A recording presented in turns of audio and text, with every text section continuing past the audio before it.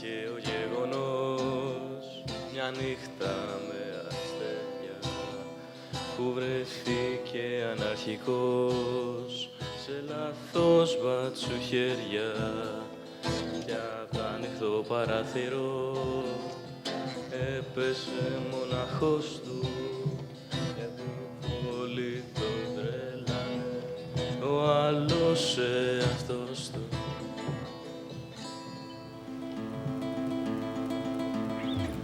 Ένα τυχαίο γεγονός, μια νύχτα με αστέρια που βρέθηκε αναρχικός σε λάθος μπατσουχέρια κι απ' το ανοιχτό παράθυρο έπεσε ο λαγός του γιατί πολλοί τον τρέλανε, ο άλλος εαυτός του. Είπαν πως ήτανε τρελός, πως ήταν μεθυσμένος, άλλοι πως ήτανε ενδυλός, πως ήταν ματιασμένος. Είπαν του φανερώθηκε η θεία παρουσία, μα ήτανε αλλεργικός στην κάθε εξουσία. Ένα τυχαίο γεγονός, μια νύχτα με αστέρια που βρέθηκε αναρχικός σε λάθος μπατσουχέρια κι απ' το ανοιχτό παράθυρο έπεσε ο άλλος του γιατί πολλοί τον τρέλανε, ο άλλος εαυτός του. Υπάρχει ένας θάνατος, ένας τυχαίος φόνος που επαναλαμβάνεται στα μάτια μου μπροστά. Απέναντι στο άδικο κανείς μη μένει μόνος, δεν φτιάχτηκαν οι άνθρωποι να ζουνε χωριστά. Ένα τυχαίο γεγονός, μια νύχτα με αστέρια που βρέθηκε αναρχικός σε λάθος μπατσουχέρια κι απ' το ανοιχτό παράθυρο έπεσε ο μοναχός του γιατί πολλοί τον τρέλανε, ο άλλος εαυτός του. Μα είναι θέλημα Θεού ό,τι και να συμβαίνει, ό,τι πίσω μας κρατά και ό,τι μπροστά πηγαίνει. Άλλοι τον είπανε Χουάν, άλλοι τον λένε Βαγγέλη, άλλοι τον είπανε Χριστό και άλλοι τον λένε Πινέλη. Ένα τυχαίο γεγονός, μια νύχτα με αστέρια που βρέθηκε αναρχικός σε λάθος μπατσουχέρια κι απ' το ανοιχτό παράθυρο έπεσε μοναχός του γιατί πολλοί τον τρέλανε, ο άλλος εαυτός του.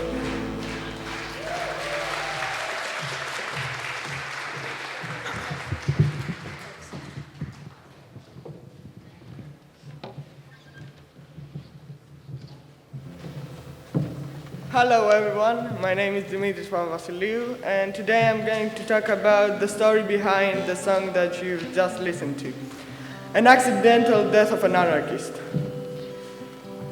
So, when and where it happened? It happened at Italy at 5 of December of 1970, and strange death took place at a balcony in Milan. What the police was saying and what really happened. At the court of law, the judge tells the policeman who was there when the incident took place to narrate the incident from his perspective, in turn fabricating many of the events, such as changing beating the anarchist to making jokes with him, incorporating new lines into the transcript and even breaking out in song. The matter of the fall of the anarchist. When the investigation reaches the matter of the fall, the constable reveals he grabbed the anarchist's shoe in an attempt to save him from falling. However, the judge notes that witnesses had reported that the anarchist had both shoes on. When the inspector surmises that the anarchist was wearing a galosh, the superintendent breaks out in a rage, making the inspector accidentally revealed that the superintendent had pushed the anarchist from the window. Things like that keep happening all over the world and all over the years, and that's very sad. Thank you very much.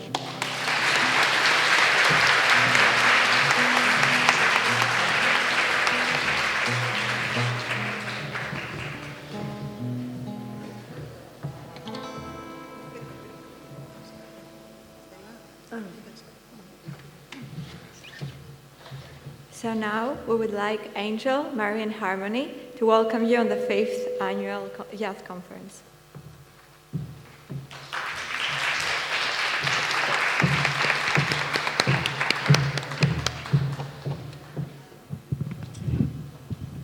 This is Harmony, and she'll be the first one to talk.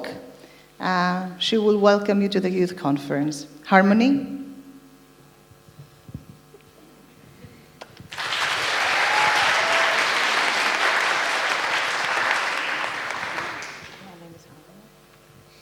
Hello, my name is Harmony. I'm 8 years old.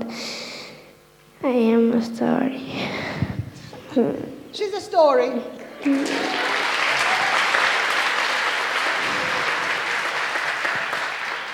My favorite color is red and pink.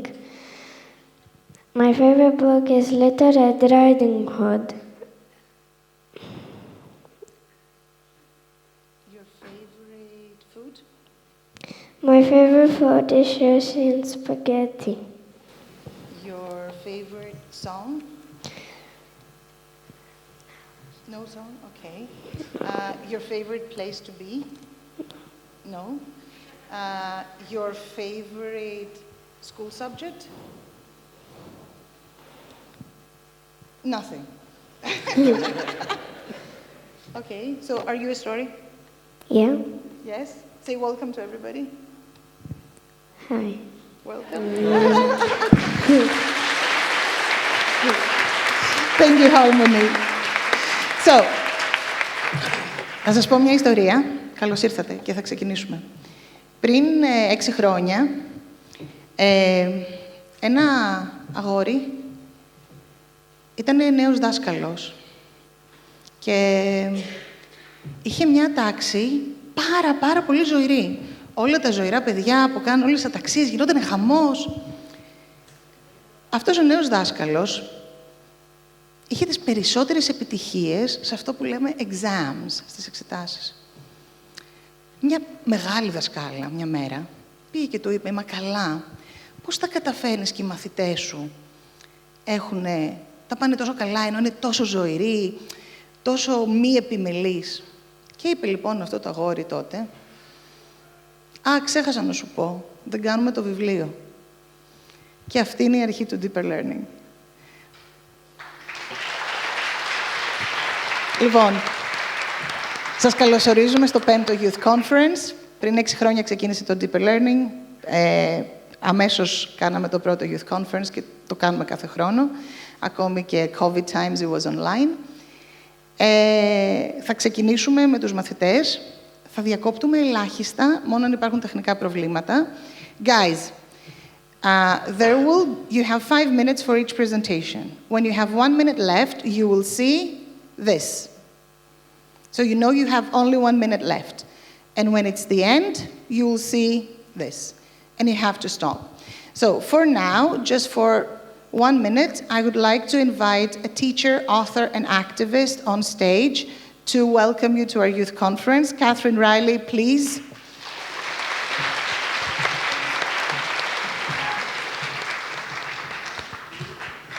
And a friend. Here you are. Thank you, Maria. Good morning, everyone. It's such a pleasure to be with you here today. I've been teaching for 23 years, and I think that the value that a teacher must instill in his or her students is to speak their voice. This is the youth conference, and we are giving our students, our children, their voices. We are living in very difficult times. Our students need to express themselves, to talk about the social issues, the angst, the anxieties they are going through. And thanks to them, we are going to create a better world. So thank you, Maria. Thank you all for being here today. We are supporting our children because they, in turn, are going to change this world. Thank you so much.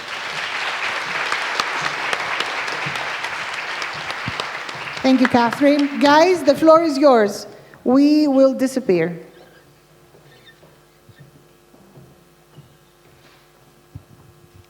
Next, we would like to welcome on stage Nikiforos Laveris with the story of how I made this story.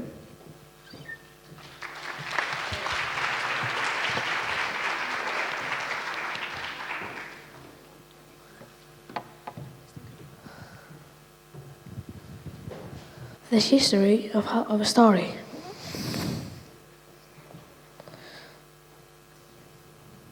This is me, Nikiforos. I'm a 12-year-old kid, and my inviolable rule is always eat healthy. And with my fantastic grades and teachers, I passed a lure exam. One day, my teacher said something about a youth conference. And after some explanation and my classmates' great comments about the youth conference, I was determined to participate. I started talking about it with my classmates. I got straight into brainstorming. So when I got home with my ideas, I started reading. And kept reading after hard work, it was ready. When I got to the youth conference, of course with my pajamas, I wasn't stressed at all. I put it playing, and then I fainted.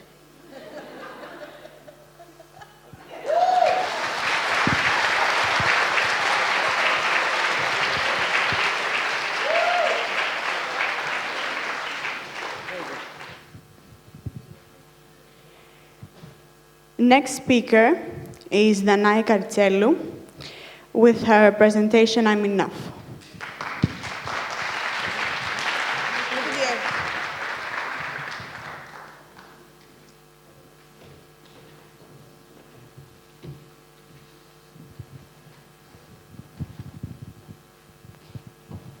Hello everyone, my name is Danai and I'm 14 years old. And I would like to tell you the story about myself, which I'm sure most of you can relate to. When I was in primary school, I always tried to be more likable to others. I thought it was very important to do things that others liked about me, even if that meant I didn't like doing them. I remember myself lying to my friends of having my own cell phone. I didn't like the fact that I had to lie about it, but I thought it was better than getting bullied afterwards. In 7th grade, where social media officially entered my life, my self-image problems showed up. Scrolling through Instagram, seeing all these beautiful girls made me even more insecure. But over time, with good friends and family, I realized that I was enough. I didn't and I don't do anything to be more deemed, worthy, and valuable. Yes, it's good to aspire to do better, but we shouldn't forget the good qualities we already possess. So, my fellow travelers, I need you to be bold, strong, and remember, you're a star. You're enough, and so am I. Thank you very much.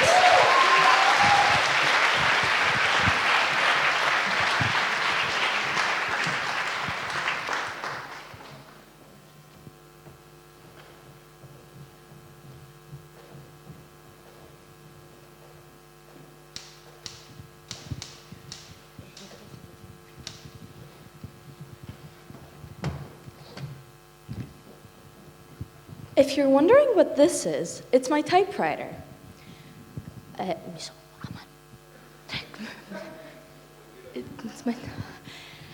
my typewriter.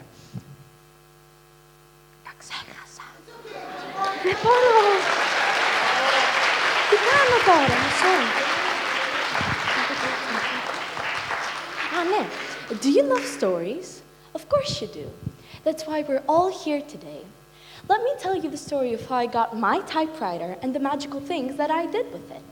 But first, let me introduce myself. My name is Maria, and I just turned 13 years old. Not long ago, I was watching a Netflix series when I noticed that the main character was using an old typewriter. I was so inspired by that I wanted one for myself. When I told my parents about it, they told me that I needed to get a good grade in my ancient Greek test that was coming up. I was so happy and relieved when I found out that my hard work had paid off. You see, the funny thing is that when I told my parents about my grade, they were already talking to the person who sold old typewriters. I remember when I first got my typewriter, my dad showed me how to use it. I started writing and typing. It all felt so magical. To this day, I've already written 2 books, The Water and Fire Sisters and A True Love Story. Where do I get my inspiration from? Well, it all starts with a sentence that I later expand into a book. Where do I get my sentences from? I wish I knew. If you're wondering about my goals, I just want to write a really good book so that I can publish it one day. Now, if you're wondering about now, I actually have an idea for a new book that I'm planning to write. Let me tell you about it. Actually, I won't. I'll let you buy it next year from your local bookshop when it's finished.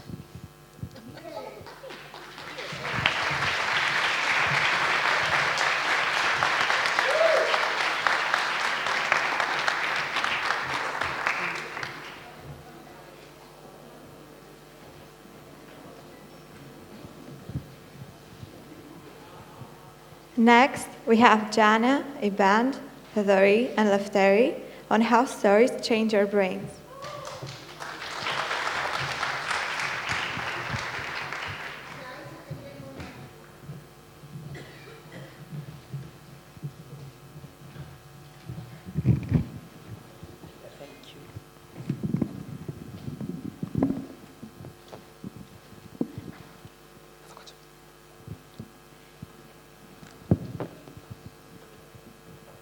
Hello, my name is Theo. Welcome, my name is Ibad. Hello, my name is Jana. Greetings, my name is Lefteris. So we are here today to share stories, life stories with you. I would like to tell you my story. I had lived in Sperchiava for a few years when my parents decided to move to Athens.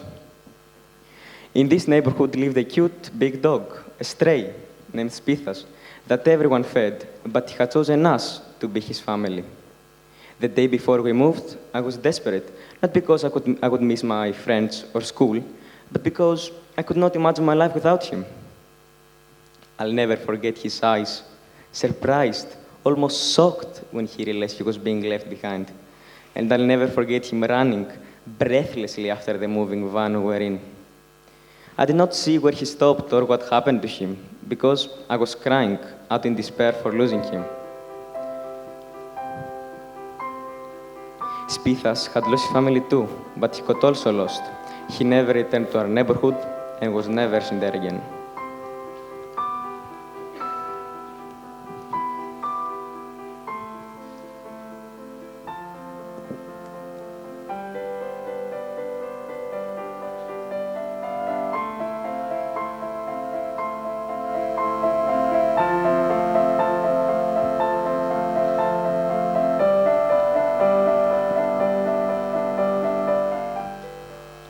Until last summer, almost a year later, at a fair in a nearby village, I was just standing there when I felt the warm breath of a dog on my leg. I turned around. It was him. I couldn't believe our luck. And my parents, and I promised I would never ever leave him. Since then, we haven't parted and never will again.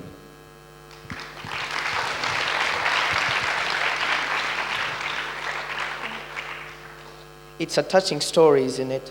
I felt so connected to you, as if I had been there. Did the same thing happen to you? I suppose so. And do you know why?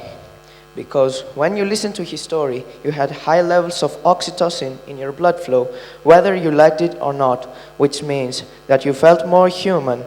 Oxytocin, the hormone of love, the hormone that builds bonding and empathy between people. This is one of the effects of stories on the makeup and functioning of our brain.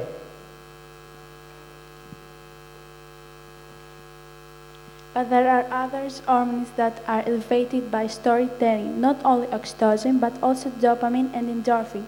Knowing more about these hormones will help us better understand why storytelling works. Suspense and cliffhanger cause dopamine to be released, and this hormone in turn causes our brain to feel focused and motivated. Endorphin comes to complete the angel cocktail. We all love to laugh. Sharing humor with others not only makes us happy, but also builds trust with people and builds empathy. Mirror neurons are activated when we observe another person perform an action or experience an emotion. Often unconsciously, we then mirror these actions or emotions. We are transported to other places. We adopt the identity of the characters. We feel that things that happen to them happen to us. We share their feelings. So, hello, emotions. Emotions are a signal to the brain that whatever we're experiencing is important. So, the brain is much more attentive and stores the information that is charged with emotion in deeper areas of our brain. So the more we relate to a narrative, the more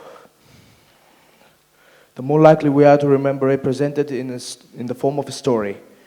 And that's how stories make it easier for our brains to remember and learn. Stories can connect both hemispheres of the brain and activate them at the same time. And so stories make it easier for our brain to integrate new information into our already existing experiences, to have and to hold. Storytelling allows us to make sense of the world, to pass on wisdom to future generations, and the survival of our species depends on that wisdom. Stories are a form of therapy and a safe haven. They are used to influence, inspire, teach, encourage, and persuade. They are used in the workplace, in the classroom, in advertising, in fundraising, and in social media. But the most important role of stories is this. Stories remind us that we are wired together. They help us find aspects of ourselves in others and aspects of others in ourselves. They remind us of our true forgotten nature, of who we really are. Stories simply unite humanity.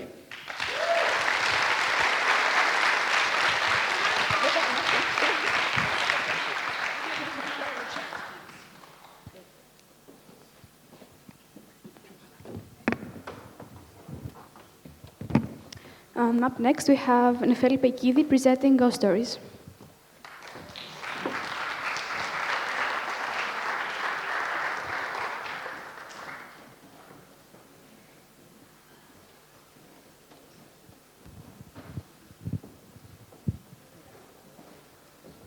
Hi, my name is Nefeli. I'm 14 years old, and I'm gonna say a ghost story. So, once upon a time, no, just kidding. The story starts like this. A few years ago, there was an old lady that was going to die soon because she had a really rare disease. She had a family that was too busy with their own things to deal with her. They never really cared about her. They actually wanted her gone so they could inherit her money and her big house. The only one who cared and visited was her granddaughter. When she died, her granddaughter was devastated. She just had lost the only person that understood her. The rest of the family thought she's a disappointment because she didn't have so good grades, she was not so athletic, and they did not see much of a bright future in her. When they went to the lawyer to open the will, they had to travel half a day to get there. Before they left the house, they told the girl to turn off all the lights and secure the house. When she tried to turn off the last one, it was not turning off. She got curious about it, and then the lights started to turn on and off on its own, and it was making weird noises. She got scared and thought she was going to die. The light turned off, and the voice said, "I'm here." She started to run to the car, and they left. When they got to the lawyer, he said that a moment before they arrived, somebody had broken in and stolen the will. The weird thing about it was that there was no broken glass from any of the windows, and the door was still locked. The family, when they heard the news, they didn't know how to react. Then the mother said, "What if it's her ghost?" They haven't thought about that. Would even be an option, because it sounded really paranormal to even say it out loud. And as they were thinking about it, they all had a cold chill, like something was passing by. The only one who didn't feel anything was the granddaughter. She was having a warm feeling like a hug. The next day, they decided to gather together and ask the spirit who was it and what it wanted. They thought it was fun, because they didn't think they would happen. They thought it was fun. It was for fun, because they didn't think anything would happen, but just to make sure. When they sat down and they started to put the glass together and the board to call the spirit, the cup was only going to the granddaughter. The family looked at her not so good.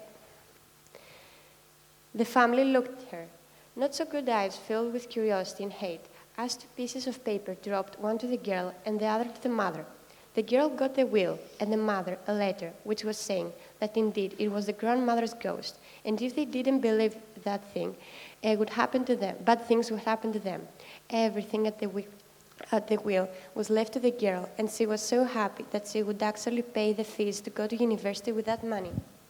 The end. Thank you.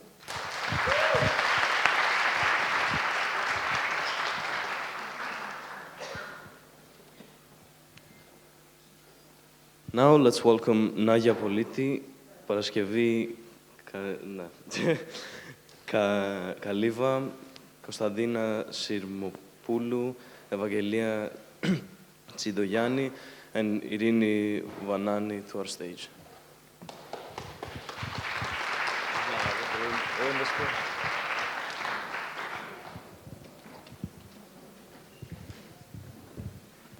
Let me just say that our friends come from very far away. They came all the way from Kavala, Nea Péramos, Kavala. So thank you for joining us. And we're very happy to be here.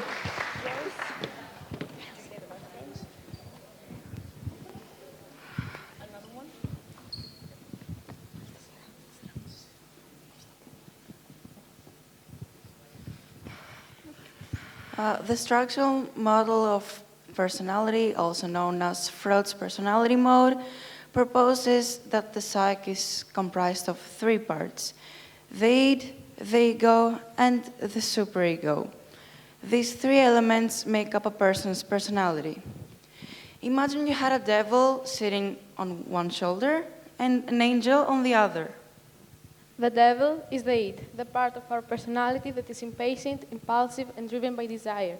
The id is with us from birth and gives no rational thought to fulfilling our most primitive needs like hunger, thirst, and anger. The angel, however, is shaped by how we're taught. The angel is the superego, an element of our character that is developed later and tells us what is morally right. We hear our unconscious urging us to do the right thing. In the middle is the ego. The ego is the middleman, the decision maker. The ego establishes a balance within the id and the superego. This struggle for balance creates our unique identity and can be the source for many great stories, as the need to do the right thing is shown in stories about thrillers, fairy tales, or blockbuster movies.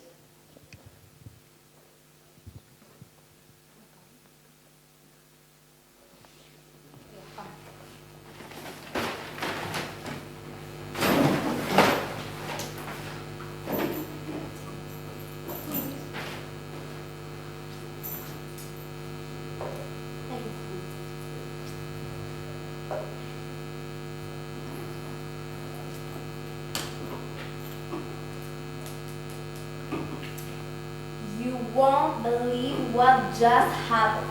My nail broke while I was trying on a pair of Jordans. Yeah, and I have so many pairs already. 55 to be exact, but I just had to have digital payments. Okay, I'll call you later. Bye.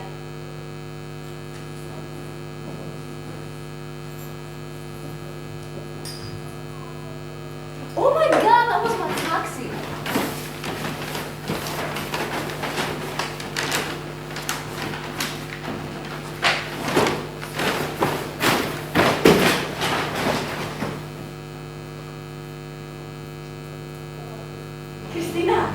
the bag. It's yours now. Find these people through the sweepers. We know that you really want it. We are living in a material world, and I am a material girl. You know that we are living in a material world, and I am a material girl. Living in a material world, and I am a material girl. You know that we are living in a material world. Listen to them, Christina. Imagine you had lost the bag. Christina, giving it tomorrow. Must be talking to an angel. Must be talking to an angel. No. Stop talking.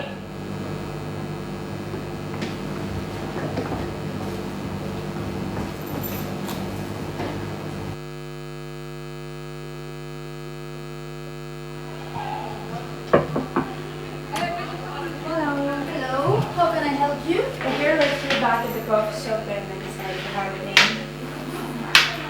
Oh, that's very nice of you. Thank you.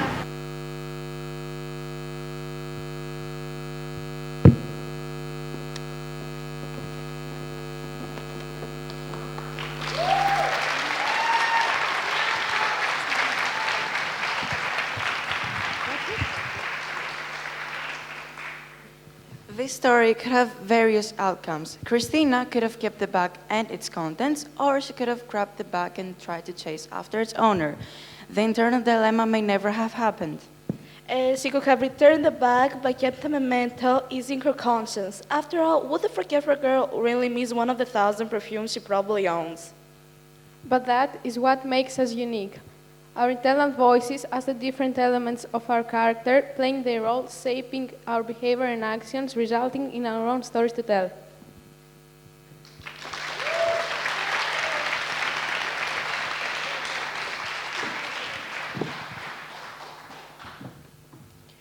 Now I'd like to welcome on the stage Katerina, Vasiliki, Georgia Victoria, Theodora, Πολύτιμη, Παναγιώτης Νεκτάριος, Katerina, Anastasia, and Diana, with Look Yourselves in the Mirror. Good morning, everyone.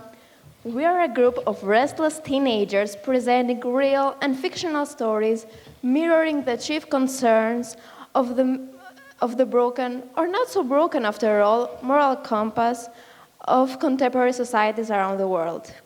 This group comprises 8 teenagers raising their voice and taking a stand against discriminations of all sorts, ageism, sexism, and religious intolerance. Enjoy.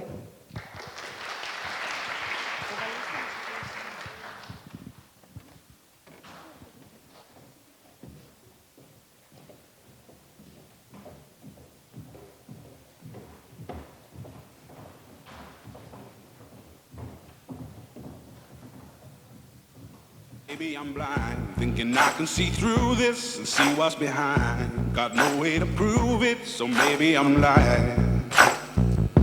But I'm only human after all. I'm only human after all. Don't put your blame on me. Don't put your blame on me. Take a look in the mirror. What do you see? Do you see it clearer, or are you deceived in what you believe? 'Cause I'm only human after all, and you're only human after all. Don't put the blame on me. There once was a woman that went on a doctor's appointment with her daughter.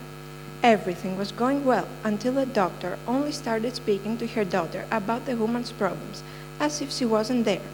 At first, she thought nothing about it, but on the following appointments, the doctor kept speaking to her daughter and even started ignoring the woman after examining her. The woman had had enough and decided to talk to her doctor. She asked him why he was speaking to her daughter about her health issues and not to her, since she was the one the issues had to do with. The doctor laughed and said that she's just an old lady and that she would probably forget everything he said within seconds, so there would be no point if he spoke to her. And that's why he decided to speak to her daughter from the start. The woman felt really insecure about what the doctor had just said and left without saying anything. After hearing those words coming out of the doctor's mouth, the woman stopped speaking to everyone because she thought that they believed she is irresponsible just because her doctor said so. The doctor's comments changed the woman's life forever and turned her into a completely different person, and lonely and anxious one, the complete opposite from what the woman used to be. Would you have changed?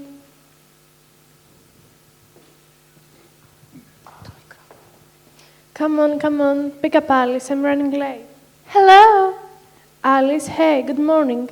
I know it's been a long time to see, but I was watching the news yesterday and realized that the takeoff was indeed on Tuesday. Oh, hi, Lena. What takeoff are you talking about? The job you wanted to get months ago. Your biggest dream, getting into spaceship, your first mission, being a real astronaut. You trained for months for that, don't you remember? Or did I just call the wrong number? Alice? Whoa, calm down there, dear. Yes, of course I remember everything. And yes, the mission did take off 2 days ago, but obviously I'm not inside. Why? Did something happen? We haven't talked for over a month. No, don't be afraid. Everything is okay. It's just that things didn't turn out exactly the way I wanted them to. They didn't. Look, I'm on my way to work right now, but I will try to tell you everything you've missed. First of all, I'm not even in the US at the moment. You aren't? No, I'm in Thailand. What? What happened to your dream job? Did they not take you in? Look, I got there, showed them my perfect scores on all tests and amazing work experiences, yet they took a bunch of men instead. I'm not even sure about their capability. I checked their CVs afterwards, and they weren't any better than any of us, nor did they have any better qualifications.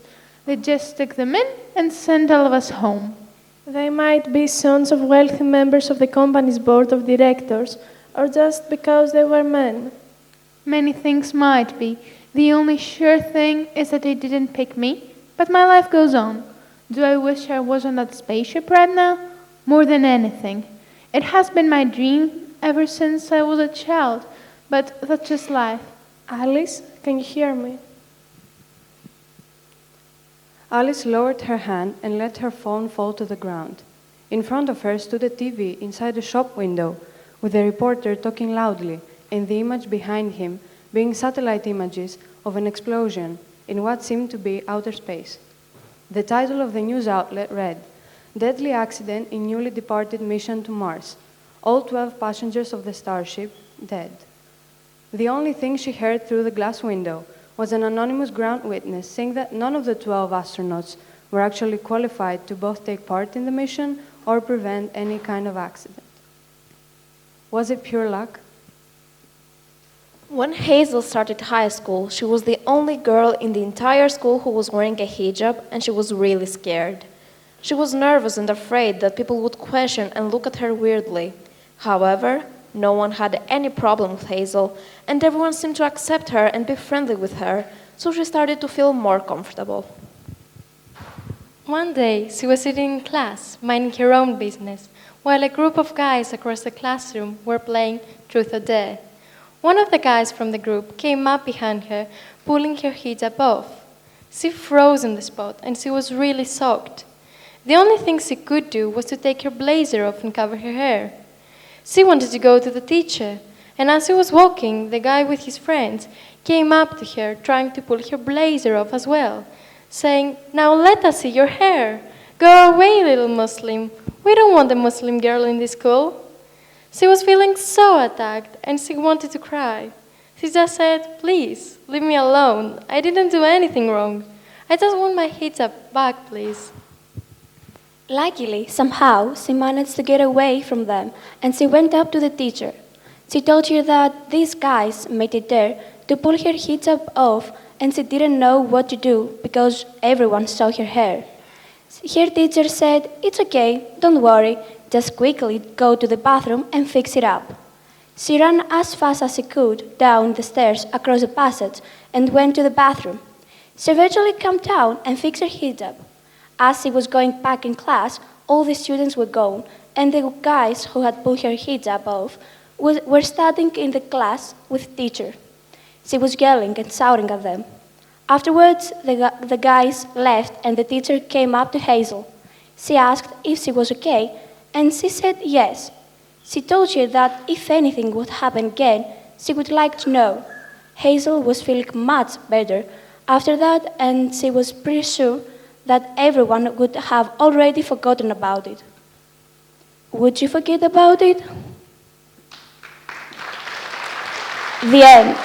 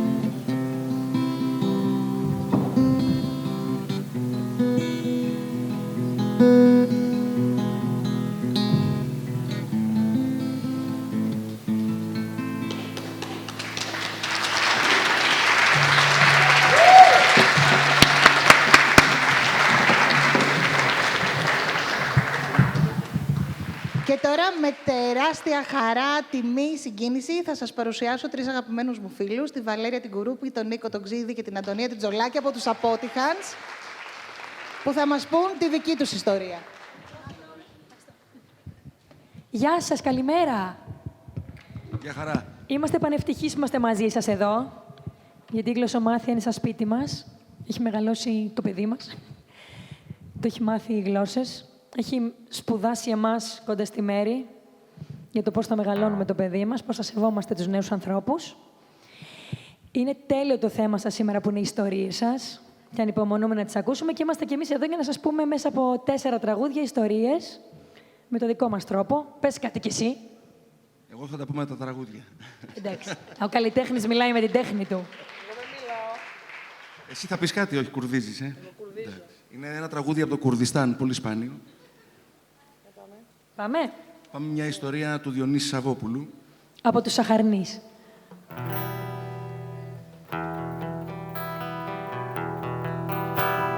Σε γιορτινό αγώνισμα παίζατε τις αμάδες και δεν καταδεχόσασταν το κωμικό παιδί. Μα τώρα στον αγώνα νικούνε οι καρβουνάδες που έχουν στη μεριά τους τον ίδιο τον ποιητή. Ζει τα ωραία πράγματα με αίμα και με θυσίες προς το συμφέρον όλων σας και το κοινό καλό. Δεν θα σας πει πενέματα, δεν ξέρει κολακίες και για την ευτυχία σας πληρώνει τον καιρό.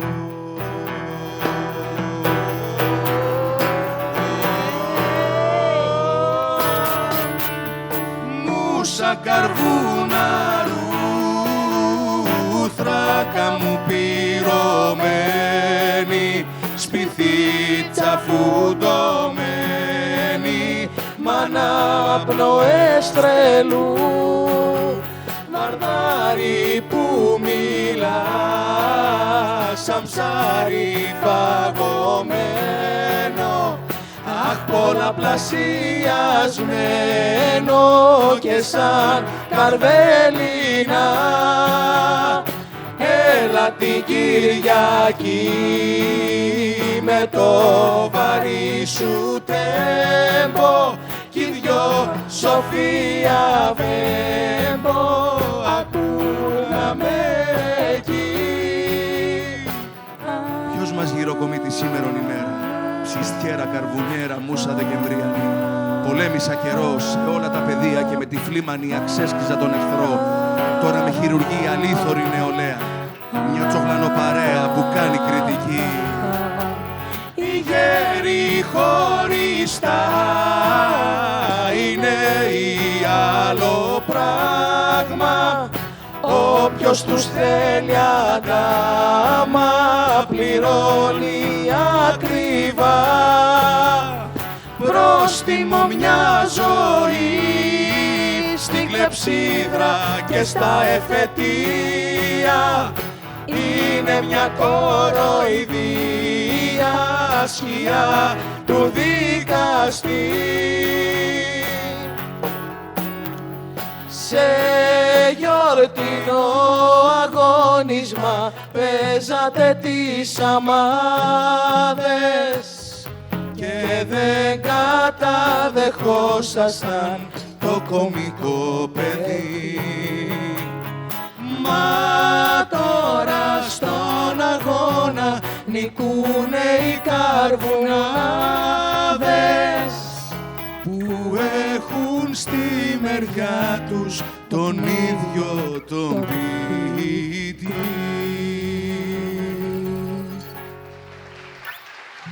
Ευχαριστούμε.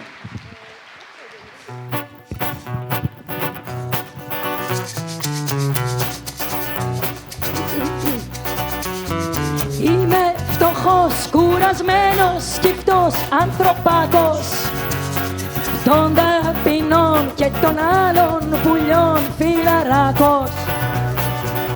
Για δε μ' αφήνετε ήσυχο, άστε με ήσυχο όλοι. Θέλω να ζήσω ελεύθερος, δίχως ταυτότητα πια. Για δε μ' αφήνετε ήσυχο, άστε με ήσυχο όλοι. Θέλω να ζήσω ελεύθερος, δίχως ταυτότητα πια. Μια ζωή με τραβάν, με κουνάν με ένα σπάγκο. Λόγια, σχολιά, μέρα νύχτα δουλειά και στο πάγκο. Για δε μ' αφήνετε ήσυχο, άστε με ήσυχο όλοι. Θέλω να ζήσω ελεύθερος, δίχως ταυτότητα πια. Για δε μ' αφήνετε ήσυχο, άστε με ήσυχο όλοι. Θέλω να ζήσω ελεύθερος, δίχως ταυτότητα πια. Όπου χαρά πρώτη σειρά κάποιος κλέφτης κι όποιο κακό κάνει τ' αφεντικό, εγώ είμαι ο φταίχτης. Για δε μ' αφήνετε ήσυχο, άστε με ήσυχο όλοι. Θέλω να ζήσω ελεύθερος, δίχως ταυτότητα πια. Για δε μ' αφήνετε ήσυχο, άστε με ήσυχο όλοι. Θέλω να ζήσω ελεύθερος, δίχως ταυτότητα πια. Πάμε! Για δε μ' αφήνετε ήσυχο, άστε με ήσυχο όλοι. Θέλω να ζήσω ελεύθερος, δίχως ταυτότητα πια. Μπράβο σας! Προβαρισμένοι. Hey. Λοιπόν, θα σας πω τώρα μια δικιά μου ιστορία. Λέγεται πατέντα. Στα αγγλικά θα μας την πεις? Δεν θα μας την πεις στα αγγλικά. Δεν τολμάει. Θες να πω το κοκέιν? Λοιπόν, Μια δικιά μου ιστορία. Αρχικά το κομμάτι λεγόταν 0, γιατί ήταν αφορμή και αιτία να γραφτεί ο κύκλος που γίνεται συχνά στη ζωή μας, των 2 να πολύ έντονα γίνει την περίοδο, ένα 0, ένα reset που κάνουμε. Είπε και αγγλικό, ορίστε, βλέπεις. Ένα reset που κάνουμε και στη ζωή μας και στα συναισθηματικά μας. Καλό είναι να κάνουμε ένα reset και στο μυαλό μας και να ανανεώνουμε πάντοτε τις ιδέες μας και τις αντιλήψεις μας. Πατέντα το κομμάτι. Ελπίζω να σας αρέσει.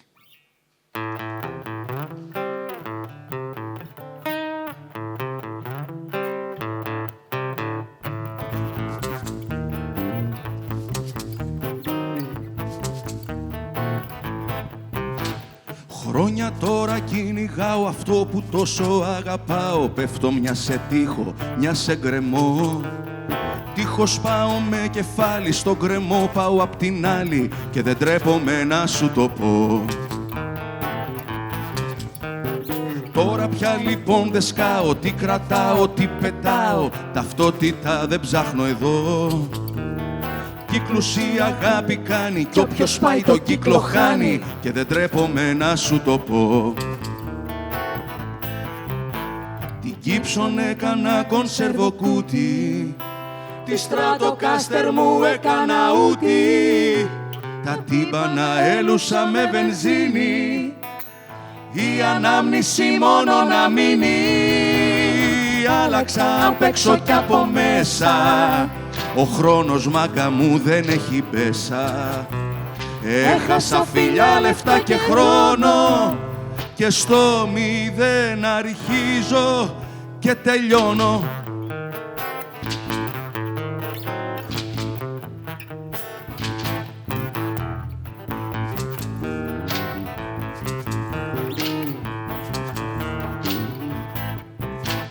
Χρόνια τώρα το παιδεύω, το τοκίζω, το ξοδεύω. Δέθηκα με γόρδιο δεσμό.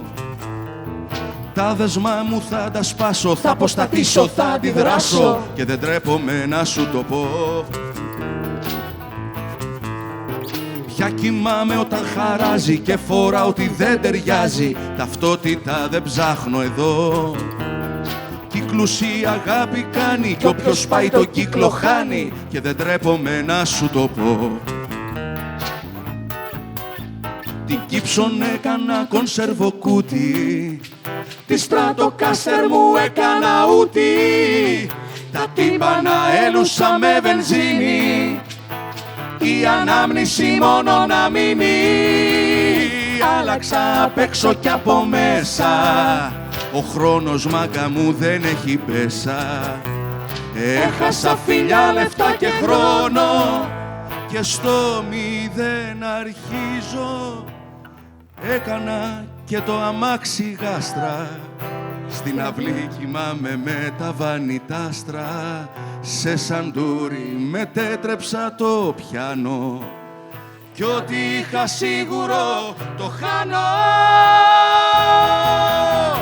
Άλλαξα και θα ξανά αλλάξω, τα ρούχα τα παλιά μου θα τα κάψω. Σαν μπουγάδα το εγώ μου απλώνω και στο 0 αρχίζω και τελειώνω.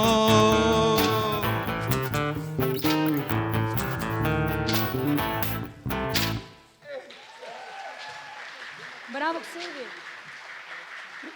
Πάμε. Ευχαριστούμε. Μισό λεπτό να αλλάξει έπιπλα. Έτοιμη.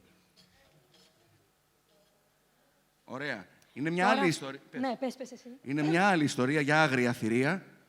Την έγραψε ο Γιάννης ο Αγγελάκας και θα μπορούσαμε να το συσχετίσουμε με τις ιστορίες που μας λένε οι δημοσιογράφοι, που καμιά φορά, συχνά μάλλον, είναι ψέματα. Επίσης το ξέρετε, τραγουδίστε μαζί μας.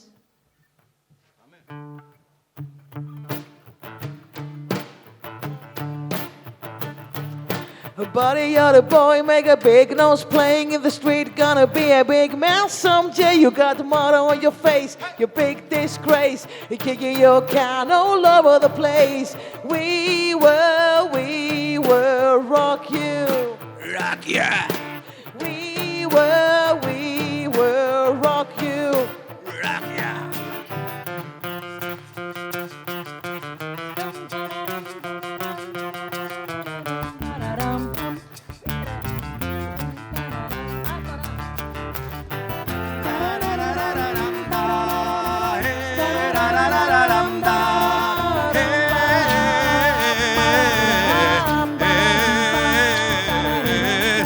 λένε αν φύγω από τον κύκλο θα χαθώ. Στα όρια του μόναχα να γυροφέρνω. Και πως ο κόσμος είναι ανήμερο θεριό. Κι όταν δαγκώνει εγώ καλά είναι να σωπαίνω. Κι όταν φοβούνται πως μπορεί να τρελαθώ, μου λένε να πάω κρυφά κάπου να κλάψω. Και να θυμάμαι πως αυτό το σκηνικό είμαι μικρός, πολύ μικρός για να τα αλλάξω. Μα εγώ με ένα αγρίο περήφανο χώρο, σαν αέτος πάνω απ' τις λύπες θα πετάξω.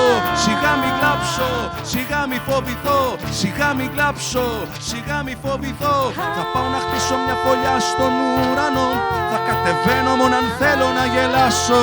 Σιγά μη κλάψω, σιγά μη φοβηθώ. Σιγά μη κλάψω, σιγά μη φοβηθώ. Buddy, you're a young man, hard man, shouting in the street, gonna take on the world someday. You got blood on your face, you big disgrace, waving your banner all over the place. We will rock you. Sing it.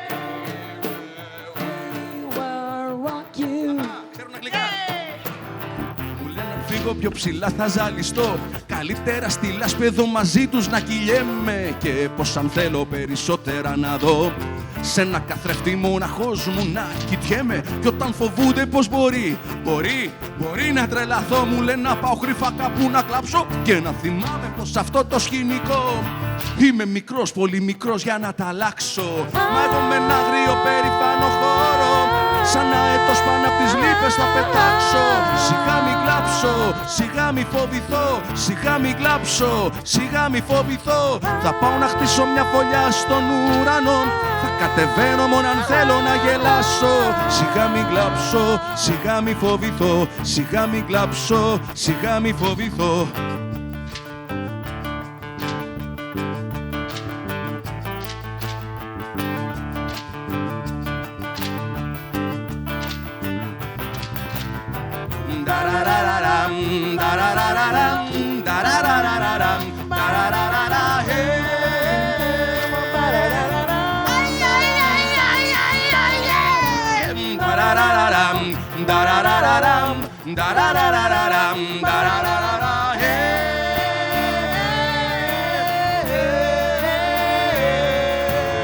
Μα εγώ με ένα άγριο περήφανο χώρο, σαν αέτος πάνω απ' τις λύπες θα πετάξω. Σιγά μη κλάψω, σιγά μη φοβηθώ. Σιγά μη κλάψω, σιγά μη φοβηθώ. Θα πάω να χτίσω μια φωλιά στον ουρανό. Θα κατεβαίνω μόνο αν θέλω να γελάσω. Σιγά μη κλάψω, σιγά μη φοβηθώ. Σιγά μη κλάψω, σιγά μη φοβηθώ. Ευχαριστούμε. Next is Κωνσταντίνα Γιαχίδου, Κωνσταντίνος Βουλαλάς, Αλέξανδρος Καρακασίδης, Σμαράγδα Καραγιάννη and Φέντον Λεφάς.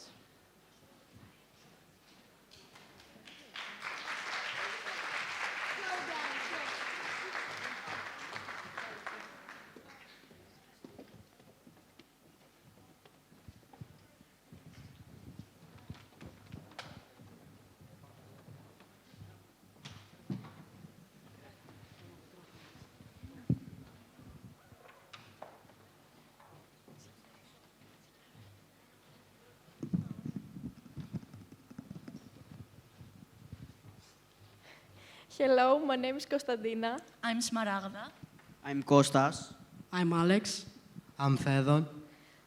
So, have you ever thought, what is consciousness? Can artificial machine really think? Would it ever be possible for robots to have emotions and feelings? The aforementioned questions have been the center of contemplation among philosophers since the Renaissance. One of the first philosophers that dealt with this issue was Descartes with dualism. Descartes, with his famous quote, cogito ergo sum, as known as, I think, therefore I am, tried to prove if body and mind are two different things, and humanity ever since then tried to prove if body and mind are indeed two different identities. In order to understand what has been stated above, let's take a look at Mary's room experiment. Now, try to imagine a brilliant neuroscientist, Mary. Mary's life is represented in black and white. She lives in a black and white room. She only reads black and white books. Even the screen of her computer displays black and white color. Even though not once in her life has she seen color, Mary is an expert in color vision and knows everything ever discovered about its physics and biology. Now imagine one day black and white screen malfunctions, and an apple appears in color. Did she learn anything new? Is there anything about perceiving color that wasn't captured in all her knowledge? Philosopher Frank Jackson, with his thought experiment, wanted to show that there are non-physical properties and knowledge which can be discovered through conscious experience. For example, mental states like color description can be completely described by physical facts. The knowledge argument, however, isn't only about color perception. Mary's room uses color vision to represent conscious experience. These conscious experiences are called qualia. Qualia include the pain of a headache, the taste of wine, like having an itch, or even the perceived redness of an evening sky. It is a separate bit of experience, different from thinking about propositions or consciousness stream. We thought that the first robot of our childhood is Pinocchio. Pinocchio was created from Geppetto, need companionship, using his art and crafting carpentry. He made Pinocchio, who later became a real boy. To these days, people need for friendship, companionship, and keeping alive the memory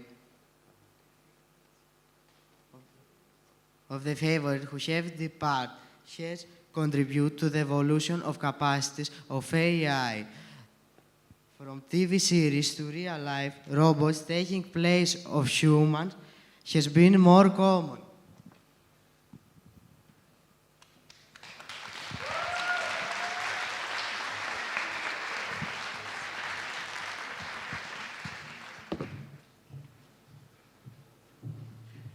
And now we're going to move on with Panagiotta Koliropoulou and Arezo Azizi, and they're going to talk to us about the life and death of one of the most iconic women throughout history, Marilyn Monroe.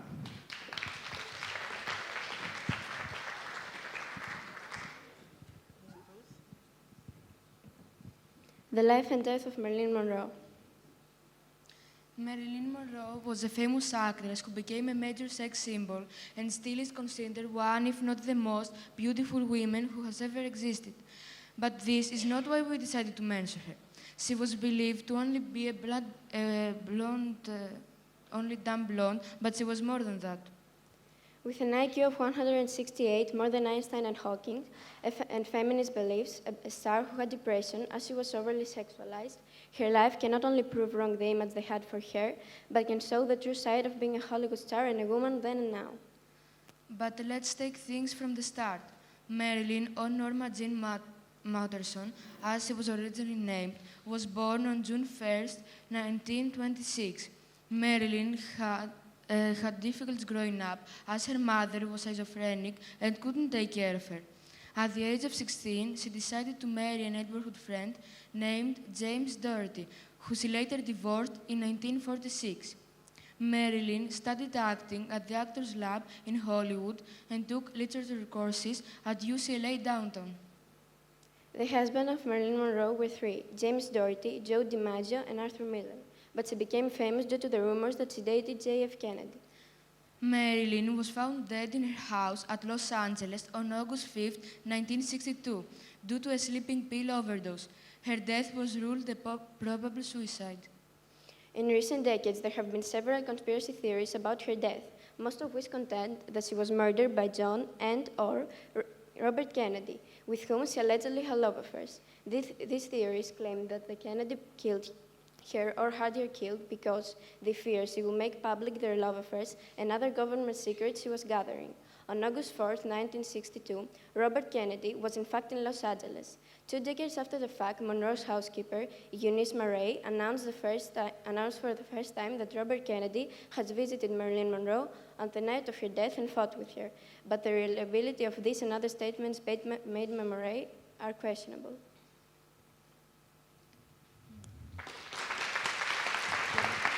Thank you. Coming up next is Psychology Through Art by John and Philip. Hello everyone, I am John. And I'm Philip. And today we are going to talk about psychology and art. Well, art sounds like the most beautiful thing in the world, or not? What do you think when you hear the word art? You think about a famous painting, a movie, or a song? Have you ever caught yourselves needing art? First of all, let's define what art is. Art is the expression of human creative skill and imagination, typically in a visual form, such as a painting or a sculpture, producing works to be appreciated primarily for the beauty or emotional power. Art may not be something vital for our survival. That's what artists have questioned over the millennia. Art isn't a luxury, but a need for our physical and psychological well-being. Upon viewing art, the part of the brain associated with contentment is stimulated. So now, Philip and I have broken down the answer as to why we need art into different categories, and we will be going over some of them just to show you the importance of art. First of all, art is what makes the world around us beautiful and enjoyable. Take, for example, all of those luxurious brands of clothes and furniture. They would be nothing more than piles of materials without creativity, human thinking, design, and art. Furthermore, art can also play a role in keeping track of our history and culture. Every piece of art tells us a lot about the lifestyle people used to have in the past, and by drawing inspiration from the past, we are able to create new styles of art. Through art, we can also express ourselves and communicate with others, as well as transfer ideas. In addition, art has been proven to be a therapeutic tool, and for many people, it helps with maintaining a mental and emotional balance. So let's see how art can narrate story. The Scream is one of the most famous paintings of the world. Most of you should be familiar with it, but do you know the story behind it? It was inspired by a panic attack Edvard Munch suffered in 1993. Munch described it as an experience he had while strolling along the paths of Oslo in Norway. In his words, the sun was setting and the clouds turned as red as blood. I sensed the scream passing through nature. I felt as though I could actually hear the scream. I colored this picture, colored the clouds like real blood. The colors shrieked. Those wavy lines represent the shock waves coming from the actual scream he heard. He highlighted this effect by showing that his two companions stayed completely unharmed, thus implying that the trauma came from his own head and rather than the world around him. Did you know that there is a tiny inscription scribbled with pencil in the left-hand corner of Munch's The Scream, and it was made by the man himself as a comment to his piece of art? And do you know what it says? Well, can only have been painted by a madman. In conclusion, art isn't something only visual. Art is a way to express your feelings and find empathy. And believe me, art can help you to forget your problems. When you're sad or angry, try to create a painting, sing a song, or travel through your imagination. Then turn your imagination to whatever kind of art you want. We hope you enjoyed our presentation. We hope you found it interesting or helpful. And remember, be creative. Goodbye. Thank you. Thank you. Next, we have Stamatina Prevoli and Ariana Katsuli with The Story of Kemal.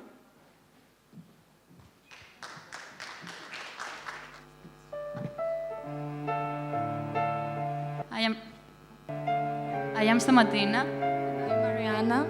And this is the story of Kemal. Listen now to the story of Kemal, a young prince of the East, descendant of Sevach of the seas, who thought that he could change the world, but bitter the desires of Allah and dark the souls of humans. In the land of the East, once upon a time, the pit was empty and the water stale. In Mosul and in Basora, in the old palm tree, in bitterness are now crying the desert's children. And the young man of good and royal family witnesses the dirt and heads towards it. The Bedouins are looking at him with a sad glance, and he swears in the name of Allah that the tides of time will change. When the lords heard of the boy's fearlessness, they set off with a wolf's fang and a lion's fleece. From the tiger to Euphrates and from the earth to the sky, they are hunting down the renegade to catch him alive. The hordes fall on him like rampant dogs, and they take him to the caliph to tie the noose. Black honey, black milk he drank that morning, before leaving on the gallows his last breath. With 2 old camels and with a red warrior horse, at the gates of paradise the prophet awaits. They go now, hand in hand, and it's cloudy all around, but the stars of Damascus was keeping them company.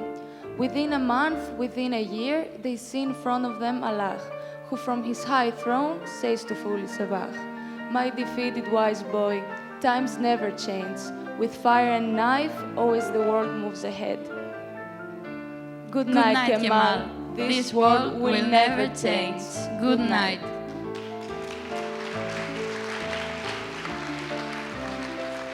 Now, that's how Manos Hatzidakis tells the story. In New York, in the winter of 1968, I met a young boy named Kemal. They introduced him to me. What a long and memory-laden name for such a young and handsome boy, I thought.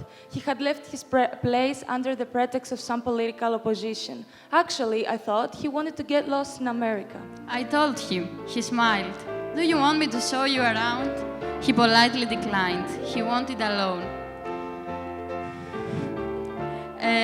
After, I went home and I made him a song, music. Gatsos, afterwards, writing the verses in Greek, made him an Arab prince protecting the weak, something like a 1935 Errol Flynn movie. That was the story of Kemal, a boy that unexpectedly became one of the most important songs in music. But what's the deeper meaning of that story? He was an advocate of human rights and equality. Unfortunately, he failed, but we believe he won. The reason? Individuals with such rebellious beliefs only add to our rights. What about us? What will our story be? It's in our hands. They may say that he indeed failed to change the world, but do we, staying with crossed hands, do any better? Maybe we should all have a piece of Kemal in our hearts, and it won't be a failure. Good night, Kemal. This world will change. Thank you.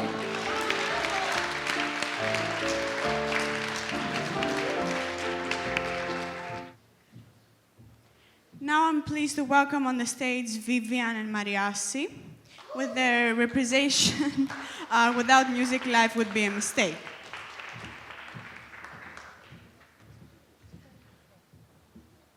Take it.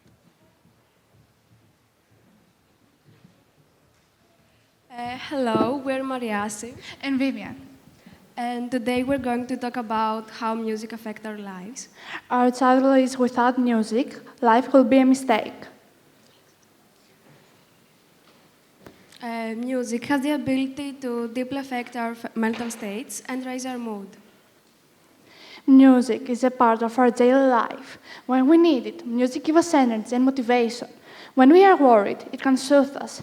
When we feel deflated, it can re-inspire us. For example, when I'm feeling tired or even sleepy, I listen to my favorite song, and this can calm me down and help me continue my day. It even functions to improve our physical health, as it's been proven that high-tempo music results in better workouts. We connect with friends, family, and even celebrities via music, especially those who produce or perform it. We recite their lyrics, dance to their melodies, and form a sense of connection through the self-expression. Songs and melodies have the power to inspire people, guide their actions, and aid in the formation of identities. Music can unite people, even if absorbed in solitude, capture your imagination and boost creativity. A person who has been affected by music is not alone. They are among the masses trying to find their own society and form connections with others. Has anyone related to a song? I can really relate to the song. This song tells us a story that most of people have experienced. It's when you have definitely fall hard for someone and thought there was going to be this huge romantic story of how we met, and the sparks flew instantly, but it just seemed to fizzle. I am usually forced to see them again, and it's super awkward. I stand there alone in a crowded room and nervously pulling at my clothes and trying to look busy while they do their best to avoid me. Sometimes you don't know if you should say something or wait for him to say something. This is the way Taylor feels in the song. She knows the battle is in your hands now, but I will lay my armor down if you say you rather love than fight.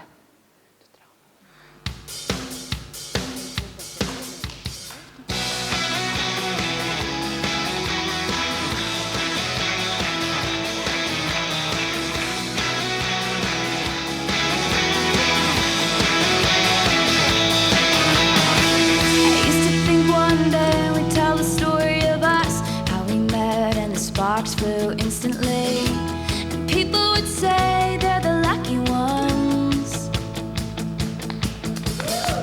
I used to know my place was the spot next to you.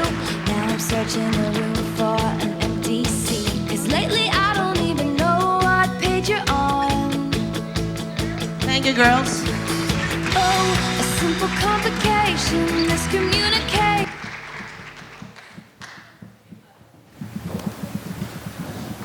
Okay, now let's welcome Theano and Vangeliou with the presentation My Project, Staying Off Social Media.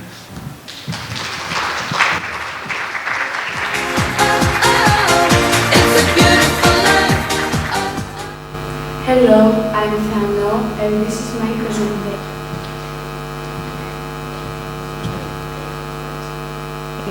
about social media.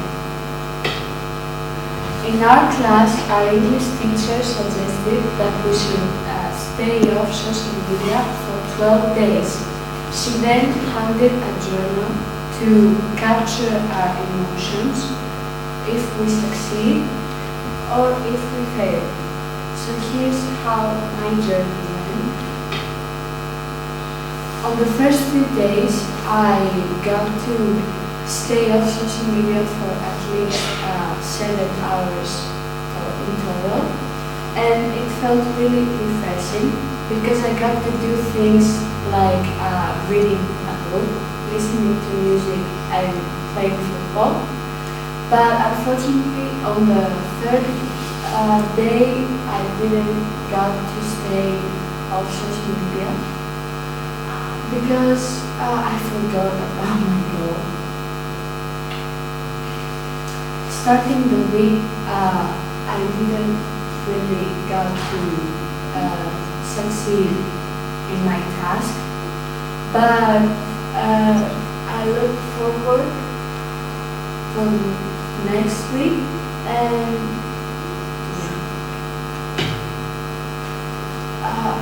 but unfortunately the second week also went really disappointing because I got too many things to do, and with school, things weren't easy. But fortunately, I didn't lose hope because I did good on the first week. And by that, I managed to stay for at least 7 hours by the end of the week. This journey taught me that life can be great without social media. And I think that is a fact that most of us tend to forget. Also, I'm looking forward to taking this journey again because it felt great. And I also want to recommend to other people that they should take this journey because they will have the opportunity to do things such as create memories in their life and spend time with their family.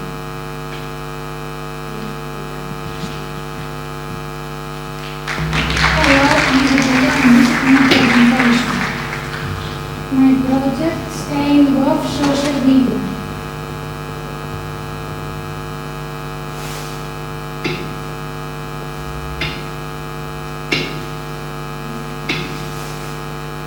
What What is social media? A computer-based technology that facilitates the sharing of ideas, thoughts, and information through virtual networks and communities. Blogging, microblogging, online ratings, social bookmarking, podcasts, forums, message boards, social knowledge, geolocation, multimedia, social networking. Our unusual task at origins. Have you ever tried to stay off social media for a few days? Our English teacher motivated us to do it through a journal. One day she gave us a journal and told us to try to stay off social media for 2 weeks. In the journal we had to write if we stayed off or not, for how many hours, and if it was difficult or not. What I did instead of social media.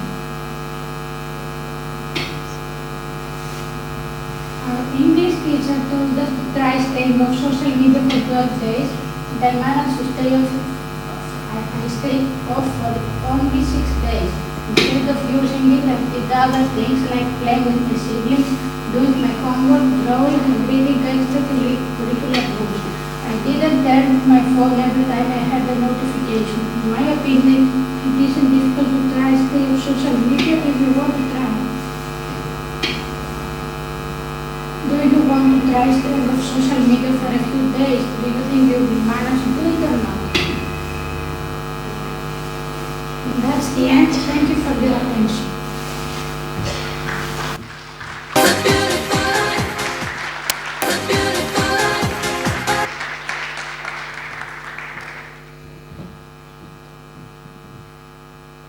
Up next, we have Thalia with Can Music Tell a Story?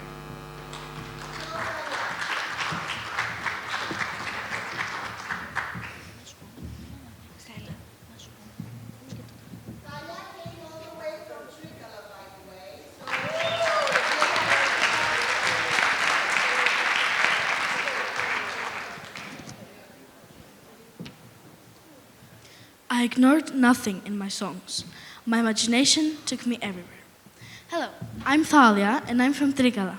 2 months ago, I was thinking about what I should talk about today, and it suddenly came to my mind how music can tell a great story. Today, I will be talking to you about a great storyteller, Vasilis Titanis. The reason I chose him out of so many storytellers is because he was one of the greatest Greek musicians of all time, but most importantly because he is very inspiring and relatable. Now I'm going to tell you about some of his songs, starting off with Στα Τρίκαλα στα δυο στενά. Many people think that this song talks about a too narrow passage located in the city of Trikala. However, this is not the case. In reality, this song talks about the too narrow passage between the wall and the fence of the prison where Sakaflas died. Sakaflas was a criminal from Athens that ended up in Trikala's prison in 1926. In prison, he wanted to become a Barboutieris, the person who took large percentages of prisoners' beds. At the time, an old bookie man, Adonitis, had this role, but Sakaflas wanted it so much that he began pestering him. One day, he kicked him in front of some prisoners, and Adonitis promised him that he would pay with his life. Several days later, when things had cooled off, as Sakaflas thought, Adonitis lures Sakaflas into the too narrow passage and stabs him to death with the sharpened handle of a frying pan. Sakaflas, Titanis, heard the story when he was a child and years later decided to write a song about it. Now, leaving the prison and traveling to New York, the next song is called Τι σήμερα, τι αύριο, τι τώρα, and it talks about a relationship that Titanis had with Marika Ninu in 1954 that is about to end when Ninu decides to leave for America, but Titanis won't follow her. In March of the same year, he censored the song Τι σήμερα, τι αύριο, τι τώρα, And once she sees it, she immediately understands the meaning. As soon as she walks into the studio for the recording, she bursts into tears and leaves. Her performance reflects her emotional state at the time, and it was the one released in the vinyl record. Finally, the last song is Titanis' most famous work, Συνεφιασμένη Κυριακή. This song represents the pain and sorrow that the Greek nation felt during the German occupation. Συνεφιασμένη Κυριακή today has become one of the hymns of Greek music. As Titanis said, this song refers to not one, but many tragic incidents that happened in our country back then. He also stated that the tune and lyrics emerged from the cloudiness that wasn't only in the sky, but in people's souls. When everything was shadowed by slavery, he wanted to shout for our nation's pride that doesn't tolerate being harnessed or enslaved. Συνεφιασμένη Κυριακή is the best example there is of how music can tell a story. So to answer our question, yes, music can tell a story, in fact, a great one. Thank you.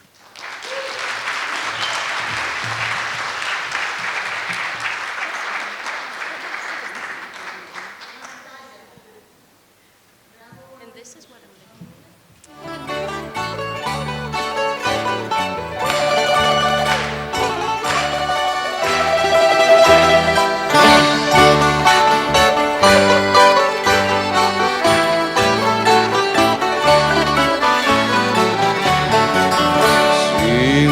Συνεφιασμένη Κυριακή, μοιάζεις με την καρδιά μου.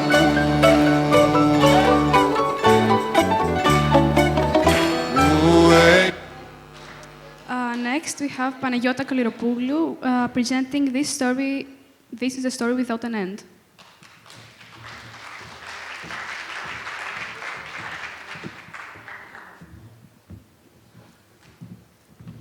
Hi everyone, my name is Panagiotta and I'm going to present to you a story without an end. Once upon a time, there were 57 travelers. Their journey was not long. Each one of them had a different story. Some were young and some were old. Each one was different, but they were all the same. They were all equals. And this is the end of my story, because for these 57 travelers that were killed in a train crash at Tempe, it's not a story, it's a crime. We will never forget, and we will always ask why.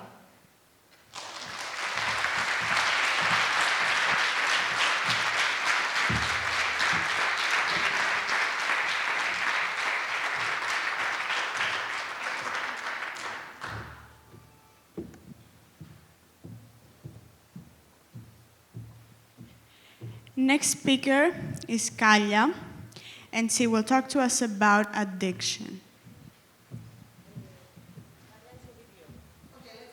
Let's go to the next one. Sotiris? Yo, man, come here. What's up? Για τη μουσική τώρα, άμα είναι.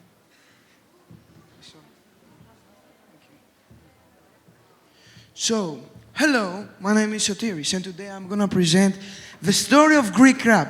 So, Greek rap starts in 90s with the song Diamartyria. In English, this song is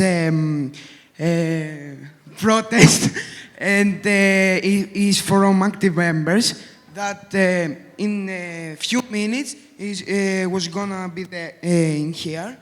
So, with this start, we're starting the rap, and then many groups like Bonda City starting to make songs. And the Chemical B, who has the, is more angrier than Bonda City. And yeah. So, then and now, we have many albums that have break records, like €1, Επικίνδυνοι Πολίτες, Arte Povera, and Complexico. So, my favorite rapper is Vlospa, Bloody Hawk, Danny Gambino, and Wonk. is very good rappers. If you want, you can listen them. And yes, and finally, my favorite rapper is rap. No, my favorite music is rap, and I want it to hear until I die. But I want to say something and be clear. Rap is not trap. Trap is a trash, and trap is a true words. True words that have point. Okay? This. Thank you very much.